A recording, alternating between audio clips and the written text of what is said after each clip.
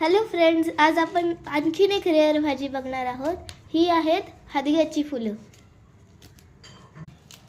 या फुलांना असं जरा पाकळ्या पाकळ्या वेगळ्या करून घ्यायच्या आणि याच्यामध्ये ही जी असते ना ही दांडी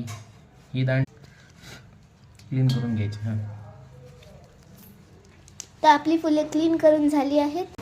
हे अशा प्रकारे फुलं तेलात टाकून व्यवस्थित तळून घ्यायचे, परतून घ्यायचे आणि नंतर त्याच्यात असं शेंगदाण्याचं कूट, हिरवी मिरची, जिरे आणि लसूण एकत्र करून थोडंसं टाकून घ्यायचं.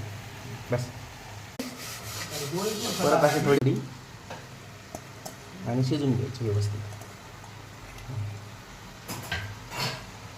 थोडी हळद, अजून थोडी हळद आणि चवीपुरतं मीठ ठेव.